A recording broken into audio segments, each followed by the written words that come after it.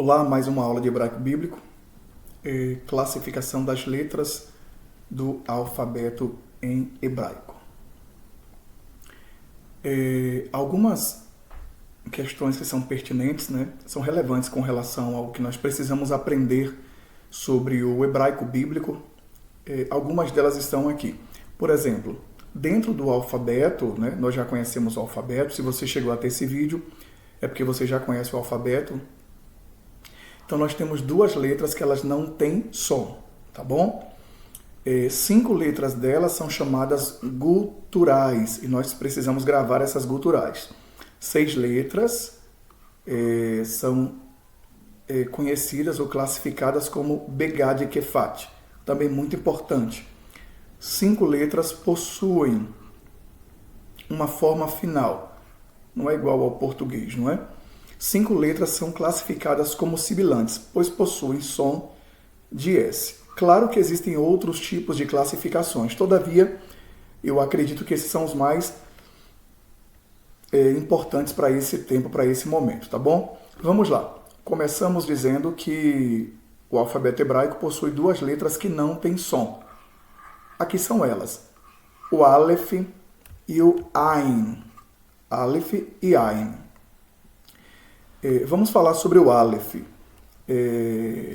Ela não pode ser confundida com o alfa em grego, porque o alfa em grego equivale à letra A, a vogal A. Em hebraico, não. Isso quer dizer o quê? Que essa consoante, ou estas consoantes, elas só podem ser pronunciadas se elas tiverem embaixo delas um sinal vocálico. Por exemplo, o A breve, o A longo, o I. Então elas serão chamadas ou tserê e por aí vai. Se elas tiverem um sinal vocálico embaixo, que indicam que nós temos uma vogal, aí sim elas são pronunciadas pela vogal, nunca pela consoante, tá bom? Vamos a alguns exemplos aqui embaixo. Nós temos a expressão aqui, Elohim, eu ia falar Aleph, Nós temos a expressão aqui, Elohim. Elohim. Note que Elohim não começa com E, tá bom? Ele começa com a consoante Aleph, que ela é muito importante aqui também.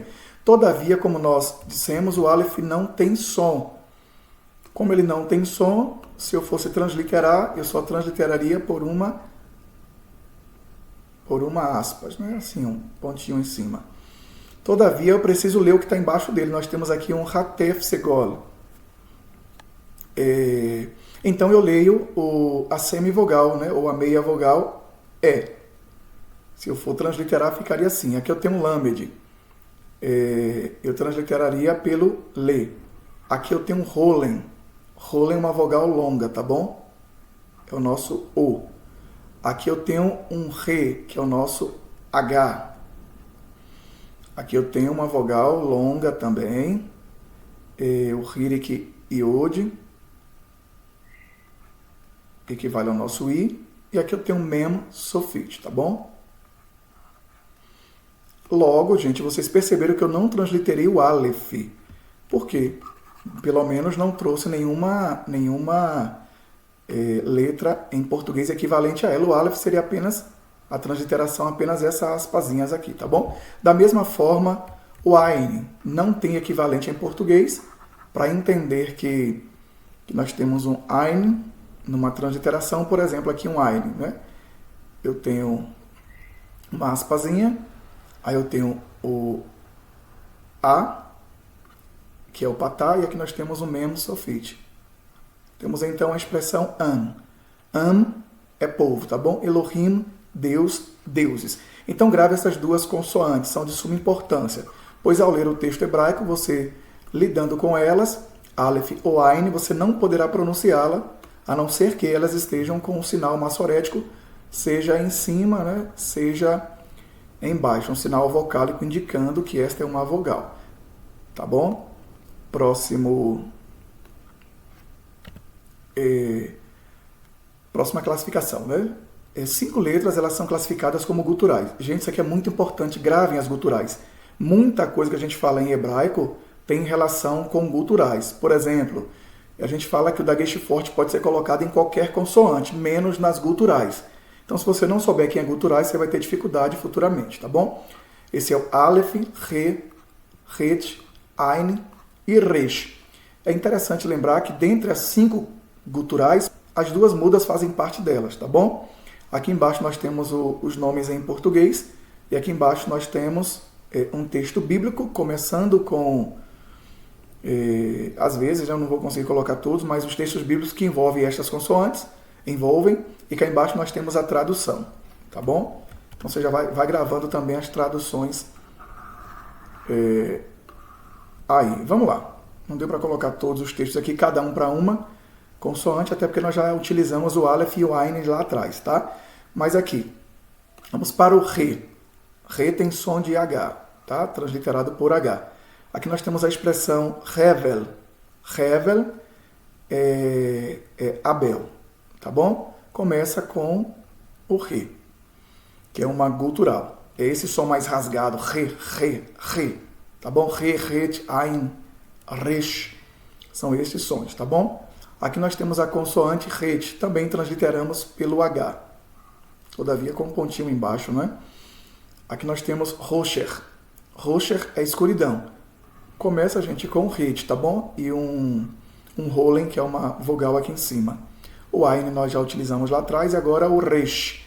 Para Resh nós temos Rosh. Cabeça, tá bom? Então são essas as guturais. O Page Kelly vai dizer que 4 são as guturais, Aleph, Re, Het, Ain e às vezes o Resh, mas nós colocamos ela aqui também, tá? 6 consoantes são chamadas Begad Kefat. Por que Begad Kefat? É uma sigla, né, que os gramáticos eles dão pra gente gravar, né? Quem são elas? B, né? Gad, olha as iniciais, Gad, Kefat. Então, quer dizer justamente isso, né? Begad Kefat. Eu tirei, os gramáticos colocam com um daguesh dentro. Eu tirei para que você leia da forma correta, tá bom? Não pode fazer confusão na sua mente. Porque sem um pontinho dentro, ela equivale ao Fe. Com um pontinho dentro, seria P. Ficaria Begad Kefat, não é? Mas, enfim. Begad Kefat. Vamos lá. Aqui nós temos a expressão Behemá. Começa com uma Begad Kefat, tá bom? Interessante numa Begad Kefat, nós temos outro vídeo, é que iniciando uma palavra, ela vai receber um daguesh lene obrigatoriamente, tá bom? Então, Behemá é gado, começa com Beit, que equivale ao nosso B de bola. Gam, Gimel, né? Gam, quer dizer também. Começa com Gimel, recebe um daguesh lene, tá bom? Se você não souber o que é daguesh lene, você pode achar no outro vídeo aqui nosso. É só buscar lá nas unidades. Dalet. Dalet, nós temos a expressão Derer. Derer é caminho. Tá vendo? Começou com a Begad Kefat, recebe-se um daguesh lene dentro. Kol, nosso kaf, tá? Todo, cada, recebe o daguesh lene. Aqui eu peguei um Fe, não é? Em algum lugar. Então nós achamos Nefesh. Não está começando não está começando a palavra, não é?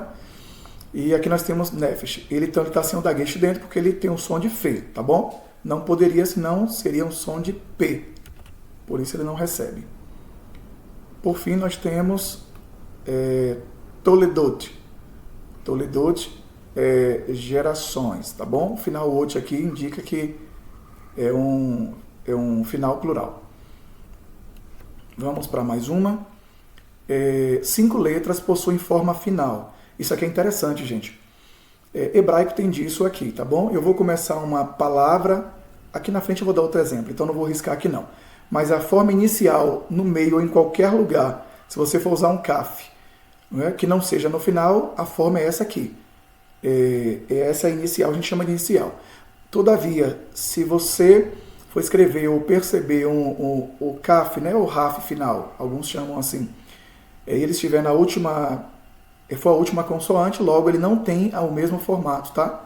Ele muda para o segundo formato, que é o chamado fim, sofit final. Tá bom? Deu para entender? Então algumas delas têm uma forma inicial ou no meio, né? Mem, forma inicial, forma final. é o nosso me.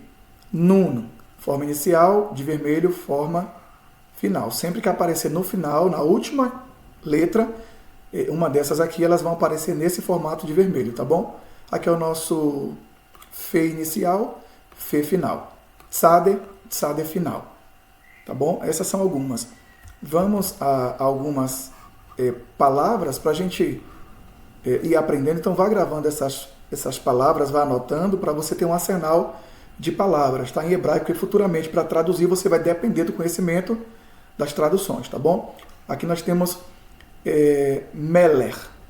Meler. Percebeu que o de amarelo aqui é uma sofite, é um final.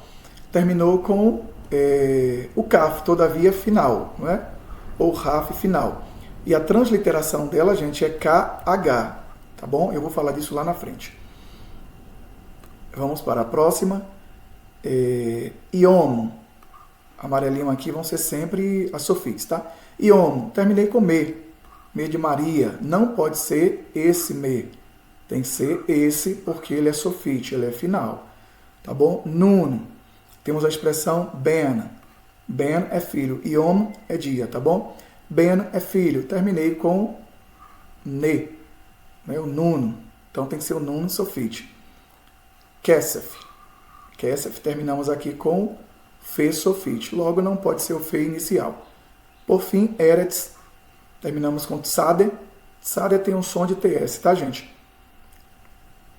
Quer dizer terra. Eretz. Então, terminamos. Não pode ser utilizado no final o tsade inicial. Bem simples, não é? Aqui eu vou falar mais de forma tranquila com relação a essas três aqui, para que você não dê um nó na cabeça, tá? Essas aqui são as mesmas letras, gente. Esse aqui é o kaf com um pontinho dentro, com o daguecho, né? Chamado daguecho lene no início de uma palavra, todavia ele pode ser também um daguecho forte. Quando eu vou transliterar esse kaf com um pontinho dentro, eu translitero pelo K, tá bom? Sem o pontinho dentro, aqui já no segundo, eu translitero por KH. E no final, que é o sofite, também KH. Deu para entender? Bem fácil, tá bom? Eu vou transliterar as palavras abaixo, ou pelo menos uma, para o vídeo não ficar longo. Aqui eu estou utilizando um kaf e um raf, tá vendo? Estou utilizando as duas. Para você entender como é que ficaria a transliteração. Kahá. Kahá é assim. Eu vou pegar o kaf equivale, gente, com um pontinho dentro, ao nosso K, tá bom? O kametz equivale ao nosso A, só que aqui eu tenho outro kaf, nesse caso, sem o pontinho dentro, nós chamamos de raf, tá bom? E eu translitero como? Pelo KH, como tá aqui, ó. E por fim, eu tenho outro A, tá bom? Então fica, seria lido em português KK, mas em hebraico, gente, na transliteração correta seria kahá, tá bom? Quando eu perceber um KH, em hebraico é o raf, tá? Alguns transliteram por CH, todavia eu fico com o Page Kelly, a gramática do Page Kelly, ele translitera pelo KH, tá bom? Então seria kahá, kahá. Aqui nós temos a expressão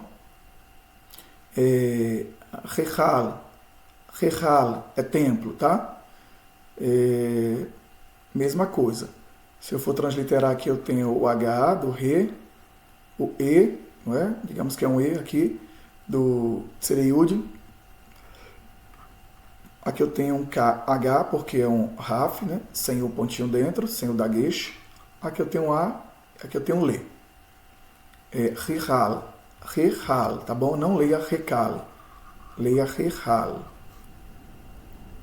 Vamos para a última aqui. Rocher. Nós temos aqui Rocher é escuridão, tá bom? Nós temos aqui o kaf sofite, né? Alguns chamam raf sofite, não tem problema. Ele tá com dois pontinhos dentro, gente, mas esse aqui é um shiva, tá bom? É um chamado shiva mudo, pode aparecer com shiva, com uma vogal, não tem problema não. Ele vai ser sempre essa consoante sofite, tá? E como a gente viu, o final dela, vamos transliterar. Temos um ret, temos um ro, aqui temos um shin, aqui que é o SH, E, e o Raf Sufit, ou Kaf Sufit, tá bom? Rocher, Rocher, Rocher, tá? Depende de onde está a entonação aí, ela está sem acentuação aqui. Então é isso. Vamos para a última. Por fim, nós temos as sibilantes. São consoantes que têm o som de S. Vamos lá. Nós temos o shin, o sin, tsade, samer e o zain. Não sei por que eles colocaram o zain com o som de S não, mas tudo bem. Pra gente é som de Z, mas está na gramática, a gente respeita. Vamos lá. Uma palavra com cada início aqui, né, de consoante que nós colocamos aqui como sibilante. Shalom, tá bom? Shalom é paz, olá.